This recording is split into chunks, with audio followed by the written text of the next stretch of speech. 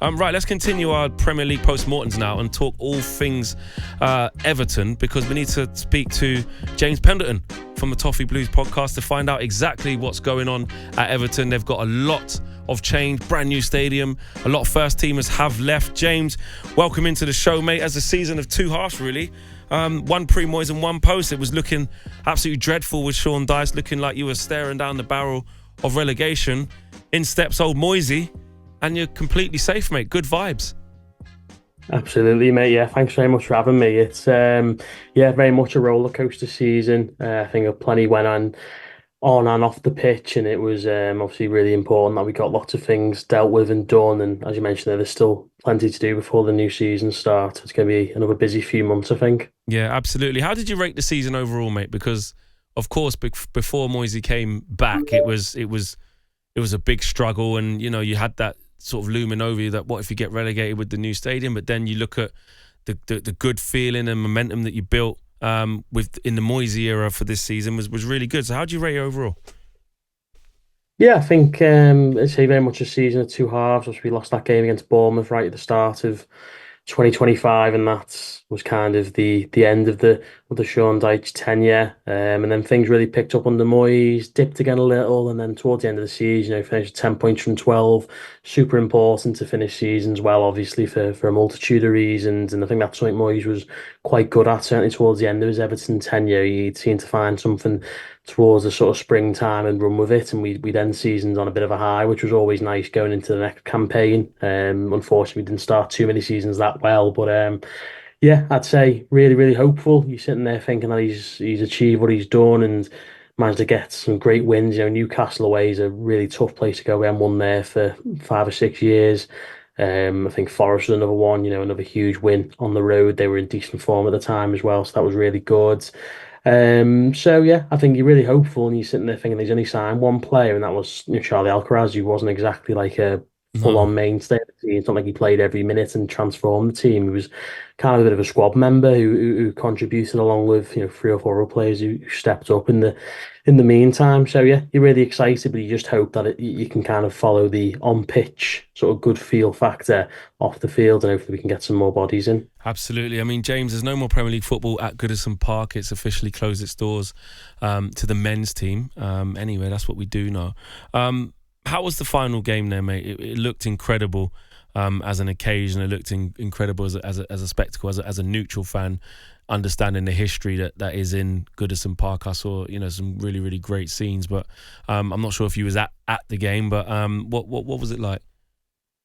Yeah, I was there. Yeah, it was a bit like an airport, to be honest with you. Like there was no time the whole day. You get there at sort of 9:30. You're outside the ground.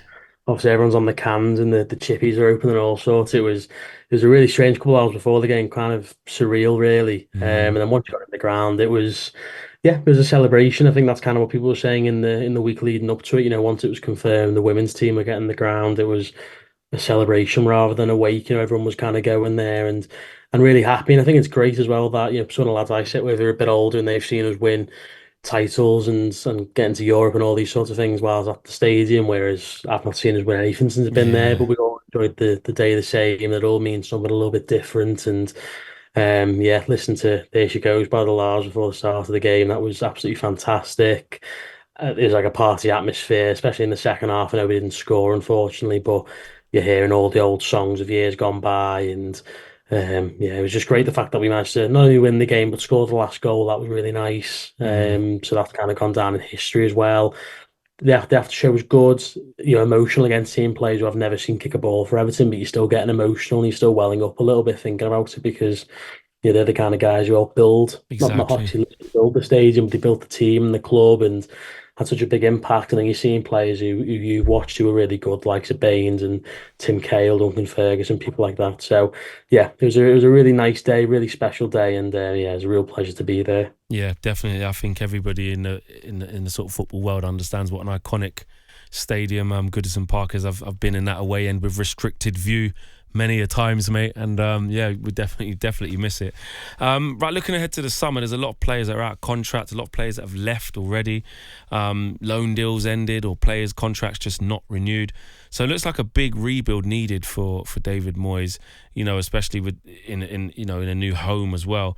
How busy can you afford to be with the new stadium costing a lot of money? Do you have to be realistic about how much you can spend? Are you confident, or are you of the understanding that, Everton can invest sufficiently into the squad to be competitive as well as stable next season? Yeah, it kind of remains to be seen still, but I do think there's going to be more finances available than has been the last few years. Certainly, there's still a bit of a PSR kind of undercurrent there a little bit still, and Everton still need to make sure they're being careful. But I think the kind of sounds are that they're not going to have to sell a player of a significant fee before the end of the financial kind of calendar period, which is obviously good. Like the Jared Brandthwaite should still be here, Jordan Pickford as well. So that's obviously a nice starting point. Just a Garner Gay looks like he's going to sign a new deal, which is again really important. Good to get him tied down. Charlie Alcaraz is coming as well, so it's a decent start. But yeah, Everton definitely need, I'd probably say, at least another half a dozen players to come in, and certainly two or three of those have to be sort of nailed on starters, I think, because there are holes in the squads. And yeah, it remains to be seen whether someone like Michael Keane may stay. Obviously Dominic Calvert-Lewin, they're kind of the big names you're waiting on. So yeah, Everton definitely have to do some business. They're gonna have to do a bit of wheeling and dealing. They have to be savvy with it, but Mm. I think there should be a little bit more money to spend than there has been the last 4 or 5 years. What did you sort of say? You said it, sprinkled across the squad, and you definitely need, some strengthening. If I was to ask you what the priority positions were, where would you start? I think I'd probably have to say right wing. I think, we had Jack Harrison there last season on loan, didn't have the impact he had in his first season. Jesper Lindstrom was there. He also didn't really have too much of an impact. Dwight Mm. McNeil's played there a little bit, but he's a little bit limited, I think.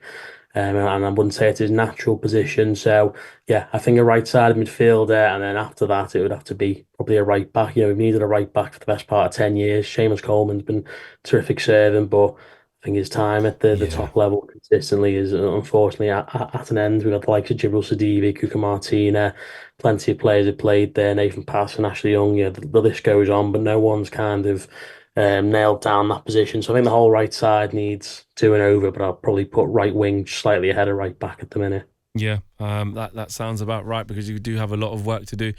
What's your expectation, mate? Like, if you're honest, would you sort of take, as long as you're mid-table and you're comfortable, is it unrealistic to expect, a push for some sort of Europe? Is it about just making sure you stay in a division in your new stadium? Where do you put your expectation? Yeah, I think I'd be disappointed if we're sitting here in 6 months' time saying, yeah, let's just stay above the dotted line. I feel like we're beyond that a little bit now, and Mm. not necessarily at the stadium. I'd say that anyway, but I think we've steadily progressed and gotten a little bit better over the last few years. Obviously, it's helped that the teams who've been down, they haven't been great. A couple of strange seasons for United and Spurs last year, for example, which has obviously helped push Everton up the league a little bit. But yeah, I think we're beyond that at this moment. Obviously, Premier League teams, you're talking seventh, eighth position, potentially getting European football, which is obviously good for teams who are kind of in that neck of the woods. I think that's probably slightly above where I'd think if Everton can just make sure they're well above danger, progressing, getting better as they're getting further and further away from this sort of PSR black hole they found themselves in, then that would be really good. And obviously, we've seen this season, not just in England, but all across the continent, really. The cup competitions have been won by the underdogs throughout Newcastle and Palace and Go Ahead Eagles in Holland, for example. Yeah. There's been teams all over the shop who've won titles and broken droughts. So I think the big thing Everton want to do next season is make sure they're not in the conversation for going down. They want to be kind of looking up the league, and can they get into that cluster of teams like Brighton, Bournemouth, Brentford, those sorts of teams who are in that eighth to 11th, 12th position. Can they get in there, try and stay in there? And as I say, give a cup competition a real good go. That would be fantastic. And obviously, it'd be great if we can get some good home results next season, win some big games. That would also be really nice. But yeah, I think certainly most Evertonians would say that we're probably beyond this relegation scrap year on year now. I certainly Yeah, like to think so anyway. you do deserve it not to be there. You have had some really near scares, Lampard and of course Dyche as well. It's not been easy. Before we let you go, mate, I have to ask you this. I don't know. Have you been to any of the test events at the new stadium? Yeah, Have you been in it? yeah, I went to the first one. Yeah. Amazing.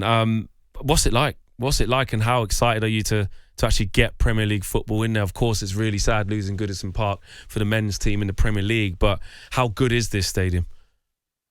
Yeah, it looks brilliant. It looks really good. I think that was only 10,000 people, I think. So you're talking a fifth full, slightly less. And it needed a lot of homely touches. It looked a little bit bland and what have you going there. But we all knew that. We all expected that. And Yeah, it is first just one.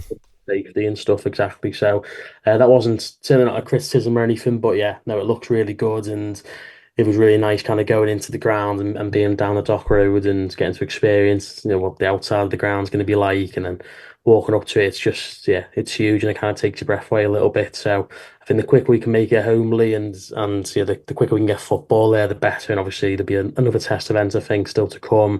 You can imagine there'll be a friendly Yeah, I was or going to say two. maybe a pre-season game there. Yeah, I think West Ham had Juventus maybe when they went to the London Stadium, for example. Get a big team over there. That'd be really nice. Yeah. And yeah, see what happens. But now it looks like a real nice place, and obviously you're hoping that we can pick up some points there and have some good memories. Yeah, absolutely, mate. Hopefully I'll be in that away end with an unrestricted view. I can't wait to check it out. So, yes, listen, James, thanks for joining us, mate. Really, really appreciate that. James Pendleton there from the Toffee Blues podcast, giving us the very latest and his opinions on what is going on at Goodison Park, but at Everton, should I say.